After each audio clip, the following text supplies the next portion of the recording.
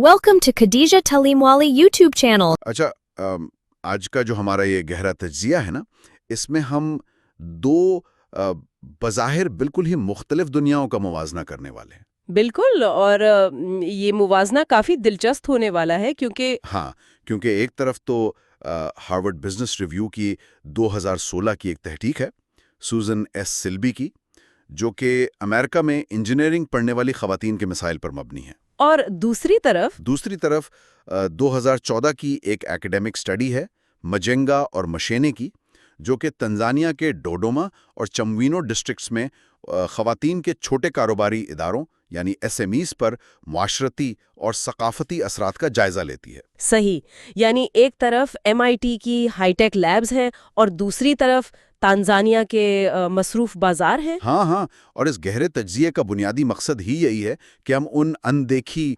मुआशरती और सकाफती रुकावटों को समझें जो ख़वातीन की पेशावराना और मालियाती कामयाबी का रास्ता रोकती हैं। बिल्कुल, और सुनने वालों के लिए ये जानना इंतहाई ज़रूरी है क्योंकि ये सिर्फ ख़वातीन का मसला नहीं है। असल में ये आलमी मईशत और नई ईजाद यानी इनोवेशन के ज़ाया होने का मसला है। ठीक है, तो आइए इसको खोल कर देखते हैं।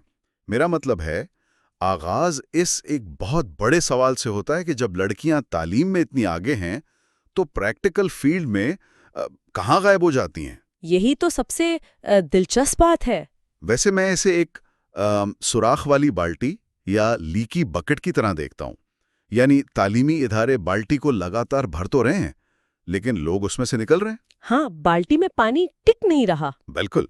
अगर स्टैट्स देखें तो ख़वातीन इंजीनियरिंग ग्रेजुएट्स 20% हैं, लेकिन वर्कफोर्स में ये तादाद सिर्फ 13% रह जाती है। और उससे भी बुरी बात यह है कि तकरीबन 40% ख़वातीन अपनी डिग्री मुकम्मल करने के बावजूद फील्ड ही छोड़ देती हैं। 40%, यानी ये तो बहुत बड़ी तादाद है।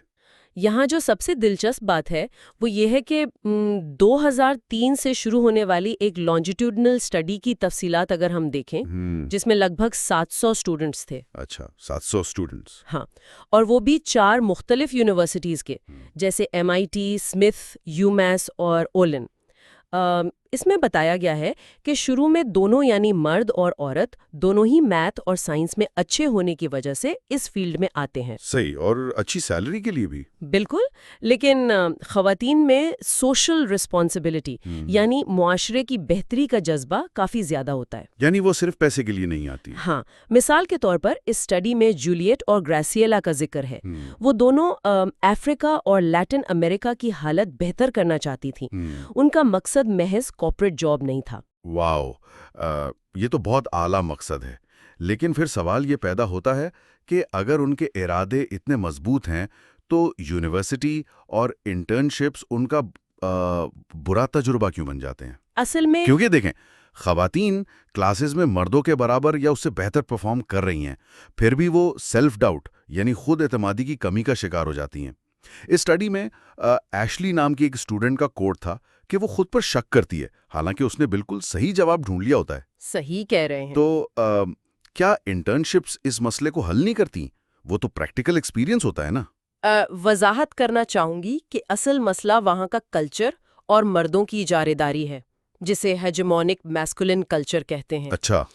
ग्रुप प्रोजेक्ट्स में ख़वातीन को सिर्फ सेक्रेटेरियल काम दिए जाते हैं, यानी टेक्निकल काम उनसे छीन लिया जाता है। मिसाल के तौर पर वो किम्बरली का केस। बिल्कुल, किम्बरली के रोबोट प्रोजेक्ट में क्या हुआ था, जब लड़के वापस आए तो उन्होंने लड़कियों को सिर्फ पुर्जे इकट्ठे करने और छोटे मोटे कामों तक महदूद कर दिया। यानी असली टेक्निकल काम उन्होंने खुद संभाल लिया। हाँ, और प्रोफेसर्स का रवैया भी कुछ मुख्तलिफ नहीं था। हाँ, मुझे याद आया रेचल की टीम वाला वाकया। सही, रेचल की टीम जिसने तकनीकी डिजाइन जीता, उसके प्रोफेसर ने उन्हें कैटलॉग मॉडल्स कह दिया। अरे, यानी उनकी मेहनत को बिल्कुल ही नजरअंदाज कर दिया और सिर्फ उनकी शक्लो सूरत पर कमेंट किया। बिल्कुल, और इंटर्नशिप्स में भी वही कहानी दोहराई जाती है। मर्दों को एनालिटिकल काम मिलते हैं और ख़वातीन को पेपर सॉर्ट करना या बस मीटिंग अरेंज करने जैसे काम मिलते हैं। हाँ, स्टडी में ऑरोरा का एक कोट था कि एनवायरनमेंट क्रीपी था और वहाँ पूरा एक सेक्सिस्ट इंफ्रास्ट्रक्चर था। और जेनिफर का तजर्बा, उसके सुपरवाइजर ने तो यहाँ तक कह दिया कि टैंक टॉप्स मत पहनो ताकि लड़के डिस्ट्रैक्ट ना हो। یعنی بجائے اس کے کہ ان کے کام پر توجہ دی جائے، انہیں اس طرح کے مسائل کا سامنا کرنا پڑتا ہے۔ صحیح۔ لیکن یہاں پر ایک سوال ہے، کیا ہر کوئی اس بات سے اتفاق کرتے ہیں کہ یہ صرف ایک کلچر کا مسئلہ ہے؟ آئیے ان سورسز میں موجود ایک مخالف رائے کو بھی دیکھتے ہیں۔ بالکل غیر جانبدار ہے کہ اگر دیکھا جائے تو جیمی برکنر کا ایک تبصرہ اس سورس میں شامل ہے۔ ہاں، اور جیمی برکنر کون ہے اصل میں؟ وہ ایک ایروسپیس انجینئر ہے جن کا 25 سال کا تجربہ ہے۔ جیمی کا ماننا ہے کہ عورتیں ڈیٹیل ڈیزائن میں اس لیے ناکام ہوتی ہیں کیونکہ وہ بچپن میں چیزوں کو کھول کر جوڑنے کا شوق نہیں رکھتی۔ اچھا، یعنی ان کے مطابق یہ فطری فرق ہے؟ ہاں، ان کے مطابق عورتیں پیپل سینٹرک ہوتی ہیں، یعنی انہیں انسانوں میں زیادہ دلچسپی ہوتی ہے، نہ کہ میکینزم سینٹرک یعنی مشینوں میں، اور اس لیے وہ بائیو ریسرچ وغیرہ میں بہتر ہوتی ہیں۔ جیمی نے اپنی ایک خوبصورت اور زبین لڑکی کی مثال بھی دی جو ایروسپیس انجینئرنگ سے اکتا کر لا اسکول چلی گئی تھی۔ سو واٹ ڈز دس آل مین؟ تو اس سب کا کیا مطلب نکلتا ہے؟ دیکھیں، جیمی کی رائے اگر ہم اس رائے کا گہرائی سے جائزہ لیں تو یہ مخالف رائے دراصل اسی کلچرل مائنڈ سیٹ اور سٹیریوٹائپس کا ہی تو ثبوت پیش کرتی ہے جس کی نشاندہی پہلے کی گئی تحقیق میں ہوئی تھی۔ بالکل، آپ نے صحیح پوائنٹ پکڑا۔ یعنی بچپن میں کھلونے کھول کر نہ جوڑنا کوئی فطری چیز تھوڑی ہے، یہ تو معاشرے کی تربیت ہے جہاں لڑکیوں کو گڑیا دی جاتی ہیں اور لڑکوں کو بلاکس دیے جاتے ہیں۔ صحیح بات ہے، وہ اسی ہیجمونک کلچر کی زندہ مثال بن جاتے ہیں۔ Here's where it gets really interesting. یہاں بات واقعی بہت دلچسپ ہو جاتی ہے۔ اگر کارپوریٹ دنیا میں امریکہ جیسے ملک میں اتنے مسائل ہیں تو کیا اپنا کاروبار شروع کرنے سے خواتین آزاد ہو جاتی ہیں؟ یہ ایک بہت اہم سوال ہے۔ چلیے امریکہ سے ٹانزینیا چلتے ہیں۔ ہاں، ٹانزینیا والی جو دوسری تحقیق ہے نا ایس ایم ایز پر، وہ اس سوال کا بہت واضح جواب دیتی ہے۔ 80 خواتین پر ہونے والی اس تحقیق میں معلوم ہوا کہ معاشرتی اور ثقافتی مسائل یعنی سوشیو کلچرل فیکٹرز وہاں بھی ان کا پیچھا نہیں چھوڑتے۔ اچھا، بس ان کی شکل بدل جاتی ہے؟ بالکل۔ مثال کے طور پر 58.8% یعنی آلموسٹ 59% خواتین کے کاروبار تو رجسٹرڈ ہی نہیں تھے۔ Wait, really? رجسٹرڈ ہی نہیں تھے؟ ایسا کیوں؟ کیونکہ انہیں ٹیکس کا شدید ڈر ہے اور معلومات کی بہت کمی ہے۔ اچھا، تو یہ وہی ہوفسٹیڈ کی تھیوری ہے نا؟ ہاں، ہوفسٹیڈ کی تھیوری کے مطابق اسے ہائی انسرٹنٹی اوائیڈنس کہتے ہیں، یعنی غیر یقینی حالات سے بچنے کا رجحان۔ انہیں لگتا ہے کہ اگر گورنمنٹ کے پاس گئے تو سب کچھ ان سے چھین لیا جائے گا یا بھاری ٹیکس لگ جائے گا۔ تو آخر ایسی کون سی چیز ہے جو ان خواتین کے کاروبار کو بڑا ہونے یا اسمال میڈیم انٹرپرائز بننے سے روک رہی ہے؟ وہی معاشرتی رکاوٹیں۔ یہ تو ایسی بات ہے کہ آپ کسی کو ریس جیتنے کا کہیں لیکن ریس شروع ہونے سے پہلے اس کے جوتوں کے تسمے اسی کے خاندان نے آپس میں باندھ دی ہوں۔ ارے بہت زبردست مثال دی آپ نے۔ If we connect this to the bigger picture, اگر اس کو بڑی تصویر سے جوڑیں تو اعداد و شمار سے یہ بات بالکل صاف ہو جاتی ہے۔ کیسے؟ کیپٹل ویسے ہی بہت کم ہوتا ہے، اور جب وہ فائنینشیل انسٹیٹیوشنز یعنی بینکوں وغیرہ سے لون لینے جاتی ہیں تو سب سے بڑی رکاوٹ ان کے شوہر کی پابندی ہوتی ہے۔ شوہر کی پابندی؟ ہاں، 40% خواتین کو ان کے شوہر لون لینے ہی نہیں دیتے۔ واو! اور اس کے علاوہ 30% کے پاس کولیٹرل یعنی ضمانت کے طور پر رکھوانے کے لیے کوئی جائیداد نہیں ہوتی، کیونکہ روایتی طور پر جائیداد ہمیشہ مرد کے نام ہوتے ہیں۔ یہ تو سچ میں جوتوں کے تسمے باندھنے والی بات ہی ہے، لیکن اس سے بھی زیادہ شاکنگ بات مجھے یہ لگی کہ 40% خواتین کے بزنس فنڈز ان کے شوہر اکیلے اختیار کرتے ہیں یا اکیلے کنٹرول کرتے ہیں؟ بالکل، محنت عورت کی ہوتی ہے لیکن پیسے پر کنٹرول مرد کا ہوتا ہے۔ ان حالات کو اگر حقیقی کہانیوں سے جوڑیں تو ان سورسز میں زو اور زیکے کی کیس سٹڈیز کا ذکر تھا۔ یہ واقعی دل خراب کرنے والی کہانیاں تھیں۔ صحیح کہہ رہے ہیں۔ ان کے شوہر اصل میں کیا کرتے تھے؟